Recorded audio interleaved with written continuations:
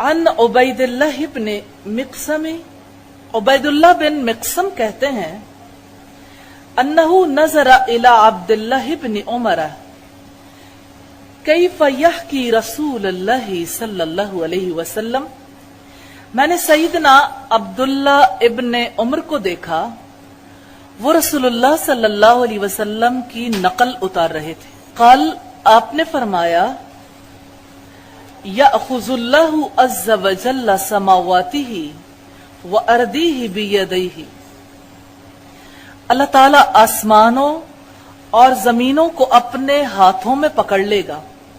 फयक़ूल, फिर वो कहेगा, अनल्लाह, मैं अल्लाह हूं। वयक़बिज़ु असाबियहु वयबसुतुहा, फिर उंगलियों को खोलेगा और बंद करेगा। अनल मलिक, मैं बादशाह हूं। व तमायला रसूलुल्लाहि अन यमीनिही व अन शिमालिही, फिर रसूलुल्लाह सल्लल्लाहु अलैहि वसल्लम दाएं बाएं झूमने लग गए। हत्ता नज़रतु इलल मिंबरी यतहर्रकु मिन अस्फली शैइन मिन, हत्ता कि मैंने देखा कि मिंबर भी हिचकोले खाने लग गया। हत्ता इन्नी लअक़ूलु असाक़ितुहु अबी रसूलिल्लाह, और मुझे ये वहम होने लगा कि ये रसूलुल्लाह सल्लल्लाहु अलैहि वसल्लम को गिरा ही ना दे। हदीस में तवज्जो तलब बातें हैं। रावी हदीस कहते हैं कि मैंने अब्दुल्ला इब्न उमर को देखा। इससे ये पता चलता है कि हदीस को सुनने वाले कैसे सुना करते थे। वो रसूलुल्लाह सल्लल्लाहु अलैहि वसल्लम की नकल उतार रहे थे, यानी जैसे आपने बात बयान की उसी तरह से बयान करने की कोशिश कर रहे थे। इससे मोहब्बत का पता चलता है, किस तरह लोग आपकी इत्तिबा करते थे, वो कितने कीमती लोग थे। आप जैसा अंदाज यकीनन रब का पसंदीदा अंदाज, आपका सिखाना सबसे कीमती अंदाज में सिखाना है। आप सल्लल्लाहु अलैहि वसल्लम की नकल उतारते हुए उन्होंने बताया कि अल्लाह ताला आसमानों और जमीनों को अपने हाथों में पकड़ लेगा। ये देखिए कुदरत सिखाने का अंदाज है। आप इस कायनात के बारे में जानते हैं, ये कायनात कितनी वसी है। इस पूरी कायनात के बारे में एक लम्हे के लिए तसव्वुर करके देखिए कि पूरी कायनात रब ताला के दोनों हाथों में है, और कहेगा, रसूलुल्लाह सल्लल्लाहु अलैहि वसल्लम ने किस तरह बयान किया, फिर उंगलियों को खोलेगा और बंद कर लेगा। आप जानते हैं, जो चीज देखी जाती है वो चीज ज़हनों के अंदर महफूज हो जाती है। खोलना और बंद करना कुदरत की अलामत है। इख्तियार कितना बड़ा है। हम मुहावरतन भी कहते हैं कि फलां चीज मेरी मुट्ठी में है, यानी मेरे इख्तियार में है। तो ये अल्लाह ताला की वसी कुदरत है। फिर अल्लाह ताला का ये फरमान, अनल्लाह, मैं अल्लाह हूं।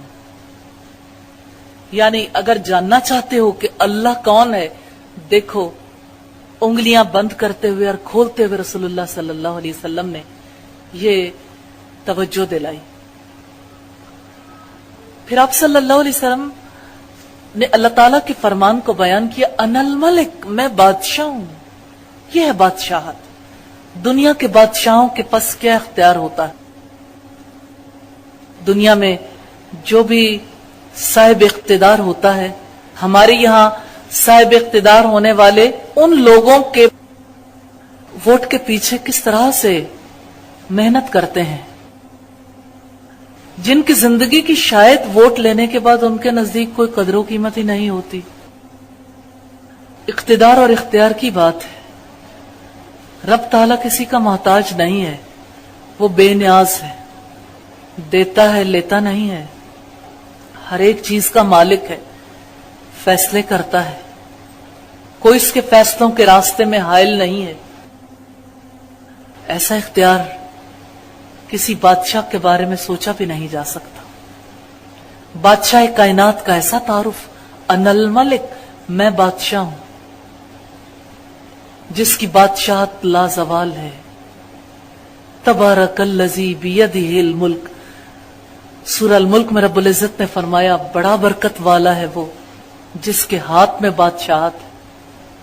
وَهُوَ عَلَى كُلِّ شَيْءٍ قَدِيرٌ، اور وہ ہر چیز پر قدرت رکھنے والا. یہ ہے اس کی قدرت، یہ ہے اس کا اختیار. جس کو چاہے عزت دے دے، جس کو چاہے ذلت سے ہمکنار کر دے. وہ جس سے چاہے اس کی بادشاہت چھین لے اور جس کو چاہے بادشاہت عطا کر دے. جیسے قرآن حکیم میں آتا ہے اللہم مالک الملک، اللہ ملک کے مالک. یہ ہے ملکیت، یہ اختیار، یہ ہے بادشاہت. تؤتی الملک من تشاء، تو جسے چاہتا ہے ملک عطا کرتا ہے. وتنزع الملک ممن تشاء، اور تو جس سے چاہتا ہے ملک کو چھین لیتا. وتعز من تشاء، اور تو جسے چاہتا ہے عزت دیتا. وتذل من تشاء، اور تو جسے چاہتا ہے ذلت سے ہمکنار کرتا ہے. یہ ہے بادشاہت. انا الملک، میں ہوں بادشاہ. لیکن کیسی عجیب بات ہے کہ بادشاہ کی قدر ہی نہیں پہچانی گئی. جیسے اس نے اپنے پاک کلام میں ارشاد فرمایا وما قدر اللہ حق قدرہ، انہوں نے اللہ کی قدر ہی نہ جانی جیسا کہ اس کی قدر کرنے کا حق ہے. جتنی قدر پہچاننے کے ساتھ ہوتی ہے انہوں نے قدر پہچانی ہی نہیں. تو یہ اللہ تعالیٰ کی عظیم قدرت اور بادشاہت کی بات ہے. نبی صلی اللہ علیہ وسلم نے جب اس کو بیان کیا دائیں بائیں جھومنے لگ گئے. راوی حدیث کہتے ہیں حتیٰ کہ میں نے دیکھا کہ ممبر بھی چکولے کھانے لگا اور مجھے یہ وہم ہو گیا کہ کہیں رسول اللہ کو گرا ہی نہ دے. یہ آپ صلی اللہ علیہ وسلم کی معرفت تھی، آپ کی اللہ تعالیٰ کی پہچان تھی. کیسے آپ نے اللہ تعالیٰ کی پہچان کروائی. یہ آپ صلی اللہ علیہ وسلم کا احسان ہے انسانیت پر. انہوں نے بادشاہ حقیقی کا کیسا تعارف کروایا. سیدنا عبداللہ بیان کرتے ہیں کہ ایک یہودی عالم نبی صلی اللہ علیہ وسلم کے پاس آیا اور کہنے لگا کہ ہم نے اپنے مذہبی کتاب میں یہ پایا ہے کہ روز قیامت اللہ تعالیٰ آسمانوں کو ایک انگلی پر رکھ لے گا، زمین کو دوسری انگلی پر، سارے درختوں کو تیسری انگلی پر، جتنا کچھ خشکی اور تری میں ہے چوتھی انگلی پر، اور ساری مخلوقات کو پانچویں انگلی پر. نبی صلی اللہ علیہ وسلم نے یہ سنا تو آپ اس کی تصدیق کرتے ہوئے مسکرانے لگے، حتیٰ کہ آپ کی داڑھیں نظر آنے لگی. پھر آپ صلی اللہ علیہ وسلم نے یہی آیت تلاوت کی وما قدر اللہ حق قدرہ، انہوں نے اللہ کی قدر ہی نہ جانی جیسا کہ اس کی قدر کا حق تھا. سیدنا ابو ہریرہ کی روایت کے حوالے سے ہمیں پتہ چلتا ہے کہ قیامت کے دن اللہ تعالیٰ فرمائیں گے انا الملک، میں بادشاہ ہوں. دنیا کے بادشاہ کہاں ہیں؟ کہاں ہیں دنیا کے بادشاہ جنہوں نے بادشاہت کا دعویٰ کیا، جن کی بادشاہت زوال پذیر ہو گئی؟ انسان کیسی مخلوق ہے اسے تب پتہ چلتا ہے جب اس سے نعمت زائل ہونے لگتی ہے. مامون الرشید کے بارے میں ہمیں یہ ملتا ہے تاریخ کی کتب میں کہ جب اس کی موت کا وقت آیا ایک بوریے پر لیٹ گیا اور کہنے لگا اے وہ جس کی بادشاہت لازوال ہے، اس پر رحم کر دے جس کی بادشاہت جا رہی ہے۔ ہاں، ہر ایک چیز زوال پذیر ہے سوائے اس رب کی ذات کے جو حقیقی بادشاہ ہے۔ یا اس حدیث کے حوالے سے کچھ اور باتیں بھی توجہ طلب ہے، جیسے اس میں تذکرہ اللہ تعالیٰ کے ہاتھوں کا، اللہ تعالیٰ کی انگلیوں کے کھولنے اور بند کرنے کا۔ اس بارے میں ہم کیا عقیدہ رکھیں؟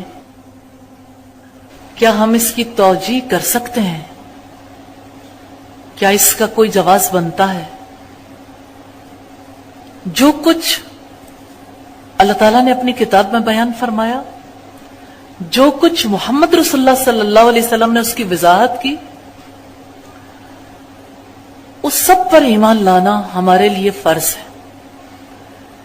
جو کچھ جیسے بیان کیا گیا، لیکن کیفیت کا سوال نہیں کیا جا سکتا۔ مثال کے طور پر اس کے ہاتھ ہیں، وہ کیسے ہیں، کیسے کا سوال نہیں، کیونکہ کوئی اپنی عقل سے جواب نہیں دے سکتا، کسی آنکھ نے اسے دیکھا ہی نہیں۔ لا تدرکہ الابصار وہو یدرک الابصار، نگاہیں اس کو پا نہیں سکتی، وہ نگاہوں کو پا لیتا۔ اس وجہ سے کیفیت بیان کیے بغیر، تشبیہ دیے بغیر، اس کی مثال بیان کیے بغیر اس پر ایمان لانا ضروری ہے۔ اللہ تعالیٰ کی انگلیوں کی، اللہ تعالیٰ کے ہاتھ کی، اور اس نے جو کچھ اپنے بارے میں بیان کیا، اس کی کسی قسم کی توجیہ نہیں کی جا سکتی۔ جیسے ہمارے یہاں نادانی اور جہالت کے ساتھ اللہ تعالیٰ کے ہاتھوں کی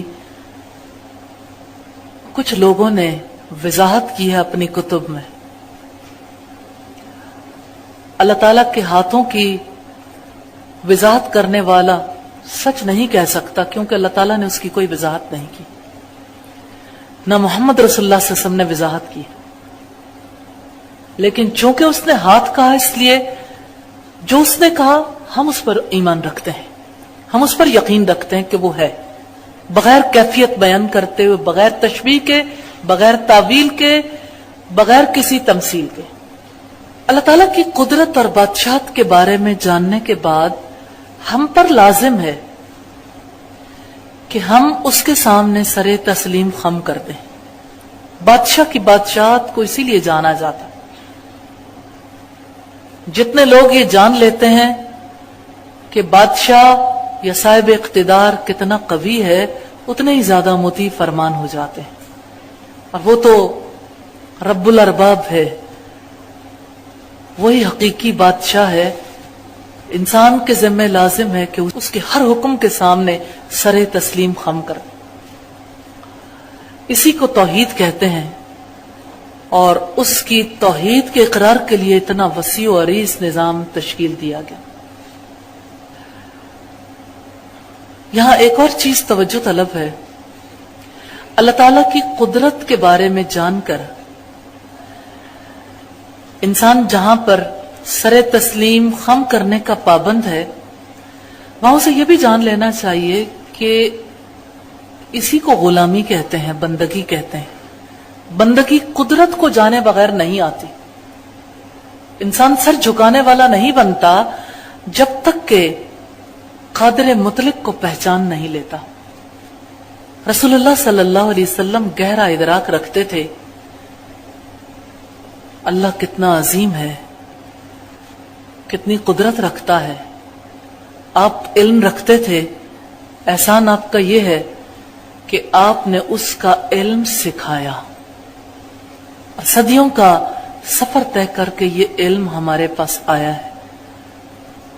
آج جب آپ گھر جائیں گے تو اپنے گھر والوں کو اب بھی یہ حدیث اسی طرح سنائیے جیسے عبداللہ ابن عمر نے سنائی تھی کہ اللہ تعالیٰ قیامت کے دن